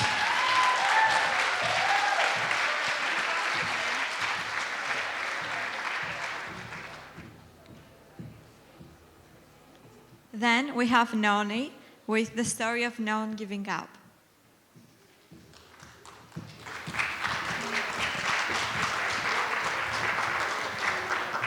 Hello everyone, I'm Nonia and I'm going to tell you a story of not giving up. It was a beautiful night when Misty took the stage before a silent audience that came to watch her as a prima ballerina in the Bird of Fire. Misty was the only African American in one of the most famous ballets in the world, and it was the first time she danced as a prima ballerina. When the curtain rose, her hands began to move like bird wings, and she flew across the stage with high, beautiful jumps. The audience watched and chanted. When the curtain fell, it relieved something unimaginable. She had hurt her foot and suffered throughout the whole show. She had 6 fractures in her left foot and needed surgery. It seems incredibly unfair that on the very night she had realized her dream to hear that she might never dance again. Misty couldn't accept it. She loved to dance so much. She discovered dancing when she was 13, living with her mom and 5 siblings. Until then, it had never occurred to her that she could make a living doing something she loved. So she had a surgery, went through a lot of treatments, and worked harder than ever to get physically fit to dance with American Ballet Theatre again. She danced on Swan Lake, a little black swan, stronger and more elegant than ever. This is a true story that teaches us, despite all the difficulties you may face in your life, if you really love something, if you work hard and if you believe in yourself, you can achieve all your goals. Thank you.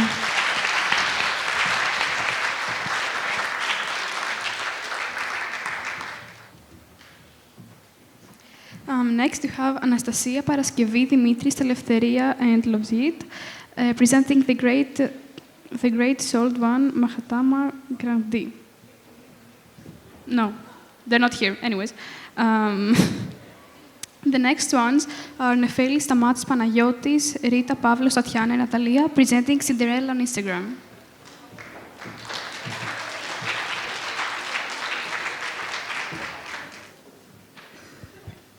Το control, το 23 αυτό μου βάζει.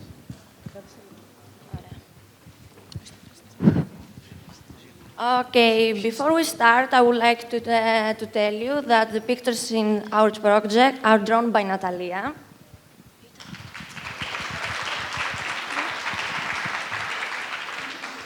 Hi, my name is Rita. Hi, my name is Natalia. I'm Nefeli. I'm Stamatis. I'm Tatiana. I'm Panagiotis. I'm Pavlos.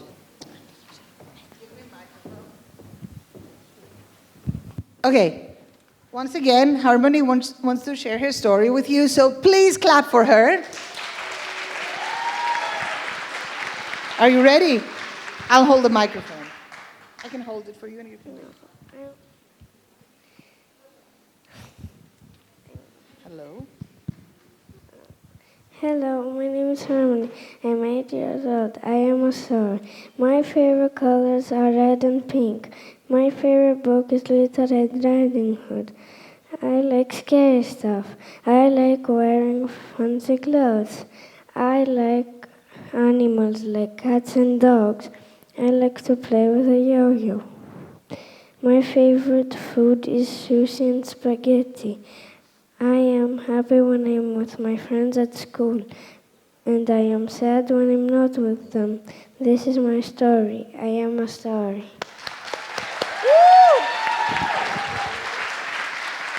Let's go.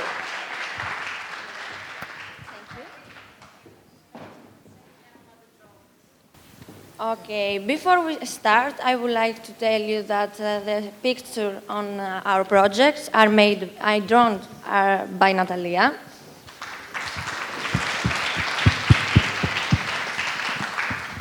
Once upon a time, there was a beautiful girl named Cinderella who lived in a small village. She was kind and heartwarming, but her life was far from perfect. She dreamed of meeting Tom Holland and living a happy life. One day, Cinderella created an Instagram account to connect to people and showcase her creative talents. She started posting pictures of her handmade dresses and delicious meals she cooked. However, she didn't get many followers and her posts didn't get many likes. Despite that, she continued to work, hoping that one day her hard work would pay off. One day, while scrolling on her Instagram stories, something unexpected happened. The famous actor Tom Holland reacted to one of her stories. They started chatting, and they quickly found out that they had many things in common. They both loved art, music, and exploring new places. They decided to meet in person, but there was a problem that all society faced. There was a point system based on how many likes and positive comments received on social media platforms. That system didn't allow low-point users to get into touch with high-point system users. Tom invited her to his private party at his mansion, but he didn't inform her about how many points are needed in order to get access to the party. However, when Cinderella tried to enter the party, she was stopped by the bodyguards. Cinderella's heart sank as she realized that she didn't have enough points to get into the party. Feeling sad and rejected, Cinderella sat down on the steps outside the mansion. Suddenly, her phone beeped. It was a message from Tom on Instagram. He explained her that he saw the post about the party and how she couldn't attend. He was very disappointed because he didn't get the chance to meet her, and he wanted to get it up for her. Tom asked her to go at a local coffee shop and she agreed. They spent their whole evening talking and laughing there. But then they realized they had found their soulmate. Tom didn't care about Cinderella's low points. He loved her for who she was. The next day, Tom announced on Instagram that he was in love with Cinderella and that she was his other half. She shared pictures of their dates, and soon people started following her on Instagram, amazed by her talent and beauty. Cinderella and Tom continued to post pictures of their adventures, and they even started a joint account, which they shared their journey as a couple. They inspired people with their love and kindness, and their points grew day by day. However, Cinderella and Tom achieved something greater than points. The power of their love made other people realize that in order for people to get closer, all they need is love and respect. Through a big wave of protest, a chain of reaction was created, and as a result, the point system broke down into pieces.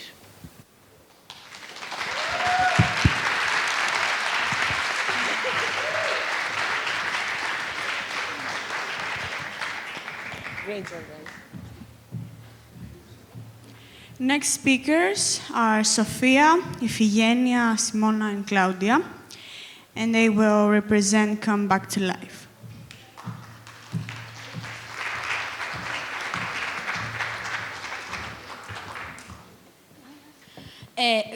We will focus on the stories of women who have survived different forms of abuse.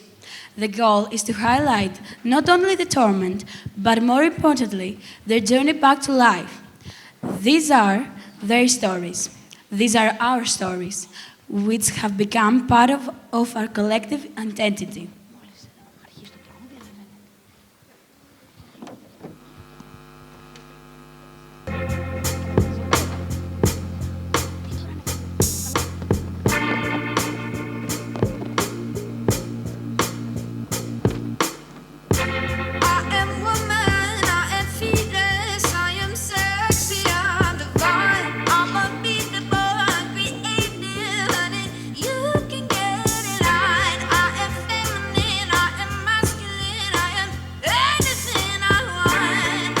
Teach you I can love you if you get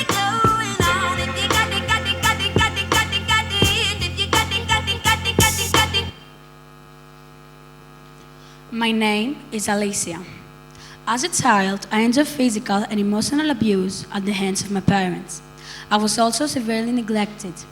Chronic neglect took a significant toll on my emotional and behavioral development as I had to overcome many difficulties, such as poor impulse control, lower confidence, and an inability to discriminate emotions.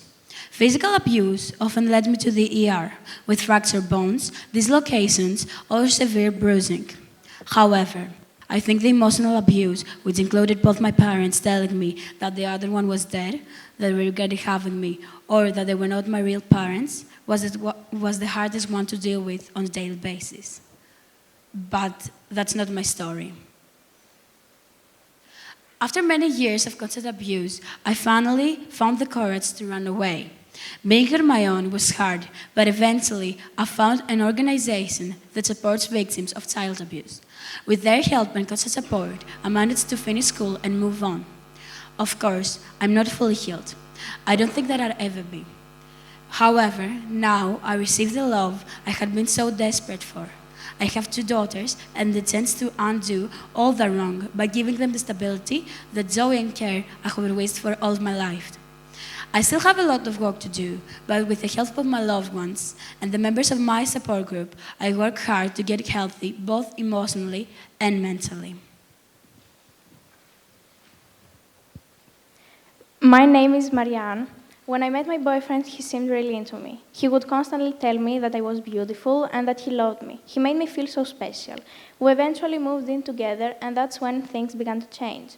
He became controlling about what I ate, what I bought, and where we would go. He compared me to other girls, and I began to feel bad about myself.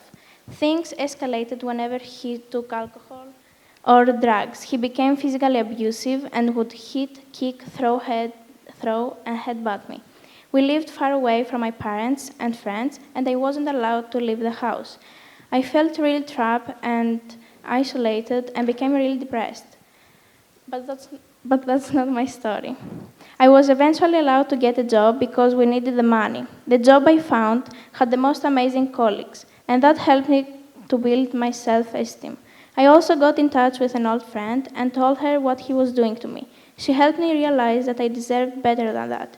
I finally packed my things up and left. I never saw him again.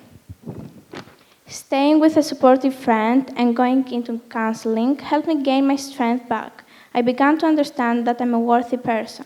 Instead of hating myself, I should feel proud of surviving and living to tell the tale. My name is Helen. 4 years ago, I went to a party with a girlfriend. We were dancing, drinking, having fun. At some point, I was given date rape drugs. I barely remember what happened afterwards. I can only remember hands carrying me and throwing me to a bed. Apparently, I was held down and raped by several young men. After a few hours, my friend found me and had the good sense to call 911. I was taken to the hospital where the doctors convinced me to get a rape kit done and report the rape to the police. The DNA came back showing only men who did not use protection. But that's not my story. Recovering from rape was long and difficult. At first, I just wanted to carry on with my routine, but pretty soon it became obvious that it wouldn't be that easy. To all the women out there, we are not alone.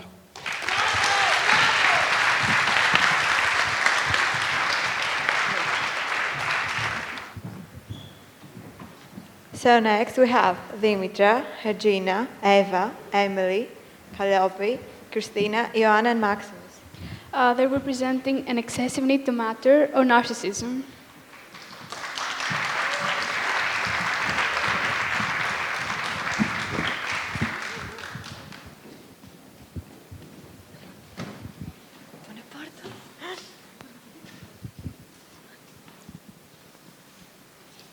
Hello, my name is Ioana. Hello, I'm Dimitra. Hello, I'm Calliope. Hello, I'm Christine. Hello, I'm Emilia.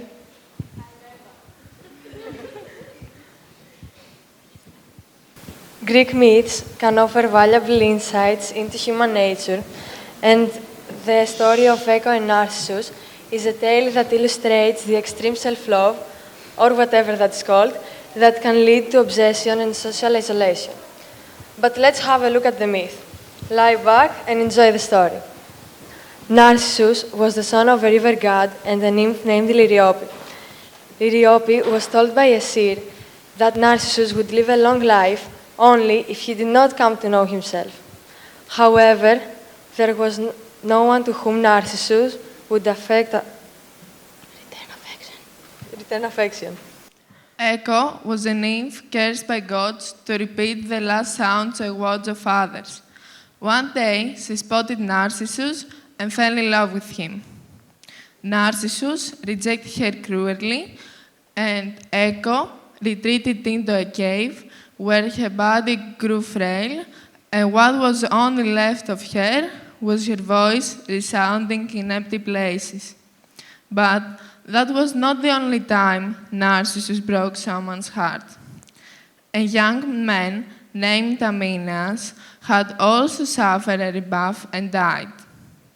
Before his death, he prayed to Nemesis, the goddess of revenge, that Narcissus would also one day know the pain of unrequited love. Amina's pleas were finally heard. So, Nemesis set Narcissus towards a clear, glassy pool. As he bent towards the water to drink, he caught sight of a handsomely beautiful man and fell in love with him, indeed, with his own reflection. He stopped eating and drinking and just kept admiring the person that he loved the most. His obsession bordered on madness. Narcissus got so close to the water that ended up falling in and getting drowned. In his place appeared a white and yellow flower named Narcissus, always bending its head towards the reflection. But what is the real connection between the real term of narcissism and the mythical person? The myth captures the basic idea of narcissism, elevated and sometimes detrimental self-involvement. Everyone wants to understand more about narcissistic personalities, how to get along with them or how to avoid them. It's actually a set of traits classified and studied by psychologists. The psychological definition of narcissism is an inflated, grandiose self-image. Narcissists think they're better looking, smarter, or more important than other people, and they deserve special treatment. There are actually two types of narcissistic personalities: grandiose and vulnerable narcissism. Grandiose narcissism is the most familiar kind, characterized by extroversion, dominance, and attention-seeking. Grandiose narcissists pursue attention, power, high status, and positions of dominance. Of course, not everyone who pursues these positions of power is narcissistic. There are also those healthy individuals who do it for very positive reasons, like helping people or reaching their full potential. On the other hand, vulnerable narcissists are quiet and reserved. They have a strong sense of entitlement, but are easily threatened or insulted. There's no such thing as constructive feedback for them. So what exactly causes narcissism? Is it only a matter of genes, or does environment matter too? Parents who put their children on a pedestal can foster grandiose narcissism, and cold, controlling parents can contribute to vulnerable narcissism.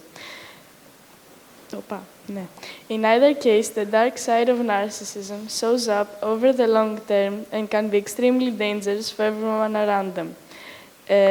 Narcissists tend to act selfishly, so narcissistic leaders may make risky or unethical decisions. Narcissistic partners may be dishonest or unfaithful, and as for narcissistic parents, they can have a detrimental effect on their kids. But do these people really love themselves that much? On a closer examination, it seems that the constant seeking of attention from complete strangers and their boasting on everything that they do cannot stem from a feeling of real love. Instead, not feeling sufficiently content with who they really are, they're frantically trying to hide their invisibility and mediocrity. The behaviors we associate with narcissism, the greed, the vanity, and the lies, are not actually symptoms of self-love, but they are proof of its tragic absence. Our world is in real danger, not from those who love themselves, but from the ones that can't. Let's not forget that loving yourself is the precondition of knowing how to love others. Thank you.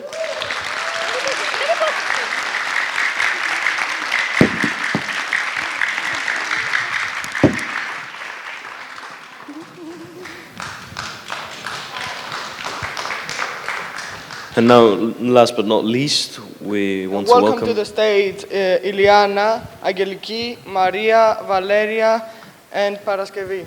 With the presentation, Let's Change the Narrative. Thank you very much.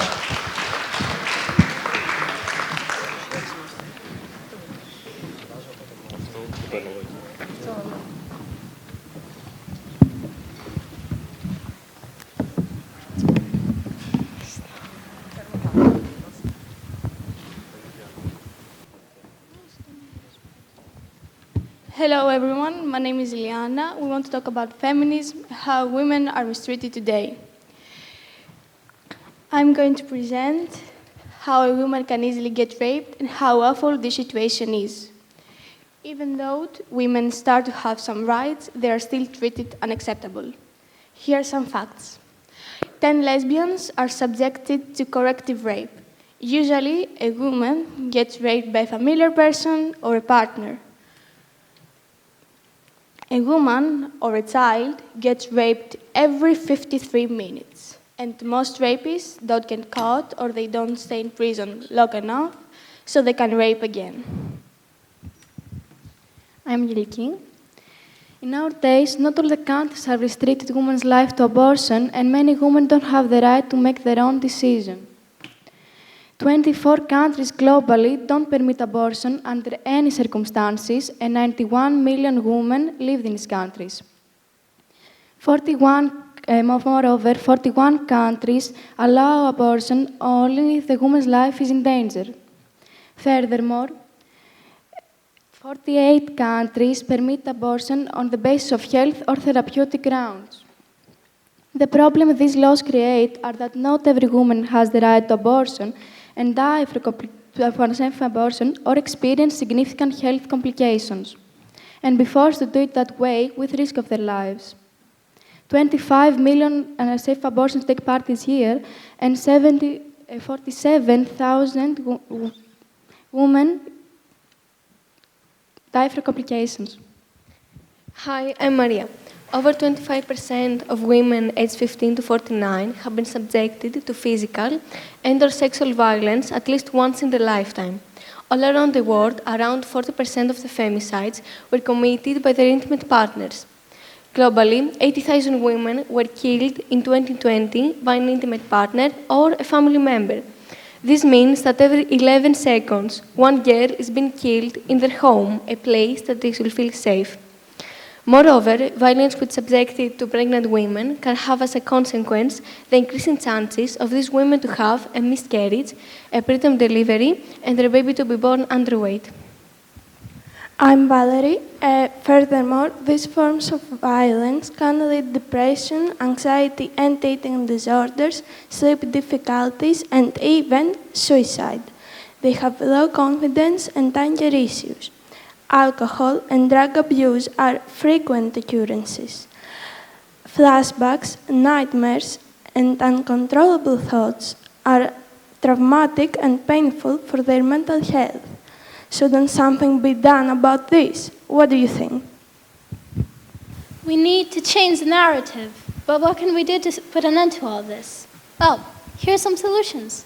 First of all, we should educate the next generations. When you tell a group of children about something important, they never forget, just like a fairy tale. That way, everybody in the future will be aware that this is wrong and it won't happen again.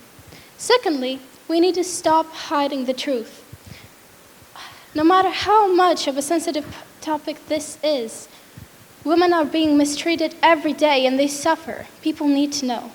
And lastly, spreading awareness around the web is the best way to help somebody understand what is happening.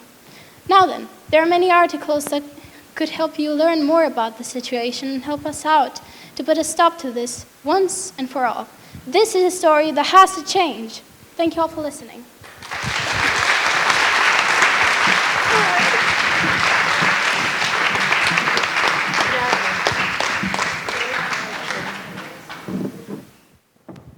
this is the end. So I would like you to take the lyrics of the song we're going to sing together again.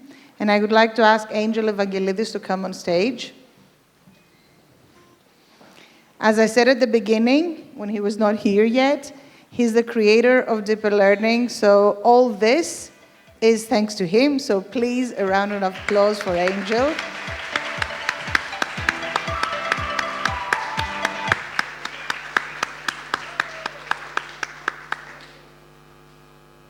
Guys, come.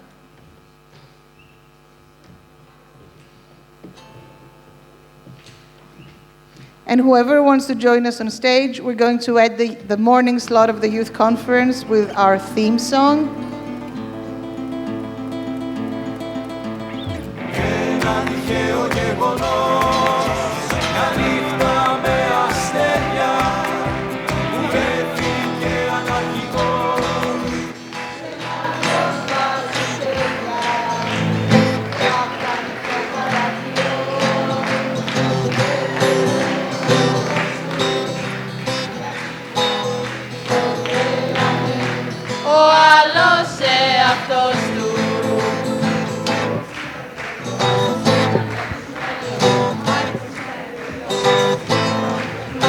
Πιο δυνατά!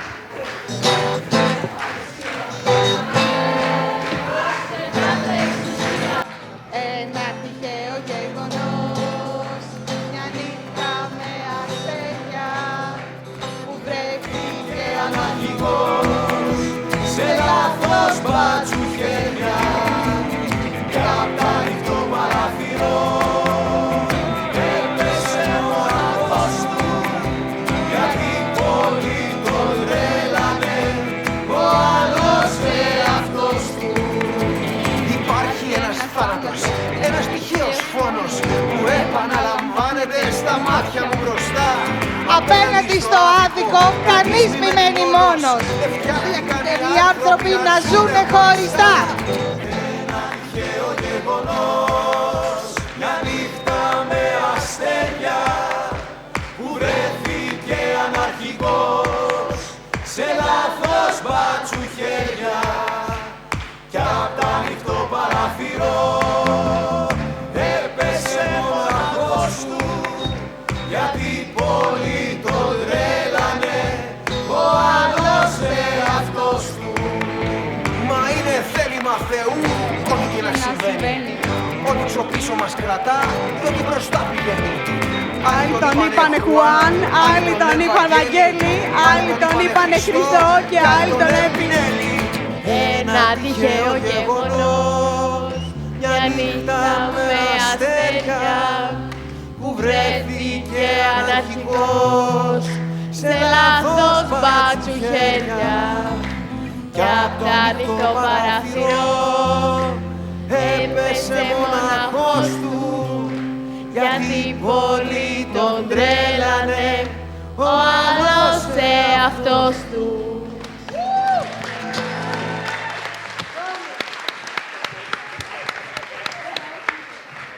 Thank you so very much, everybody.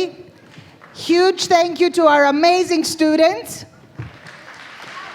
to everybody who came from far away, from nearby to join this event, and a special thank you to the admin team of Glossomathia, Aphrodite, Electra, Konstantina, all the teachers of my team, all the parents who support us, all the colleagues, fellow travelers who are here today. Thank you so much. See you at 5. Έχουμε έναν αληθινό rapper and not trapper. Τα ξεκαθάρισε αυτά.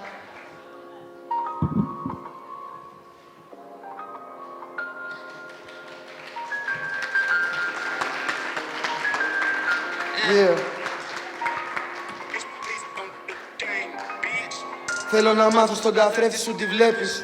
Αν έχεις κάπου να πιαστείς ακόμα πέφτεις. Αν έχεις κάτι να πιστεύεις για να αντέχεις. Αν αγαπάς αυτό που θες και αυτό που έχεις. Η πρώτη αποτυχία σίγουρα με πλήγωσε, αλλά για την επιτυχία μου ευθύνεται. Ευχαριστώ αυτά τα μάτια που με κρίνανε. Ευχαριστώ αυτό τα λόγια. Είπα στα παιδιά δεν πάει άλλο. Χίλια και αιχμίες αδερφέ δεν πάει άλλο. κάψιμο και τζόγος, αδερφέ, δεν πάει άλλο. Ραπάρω για τα πάρκα, αλλά εκεί δεν πάω.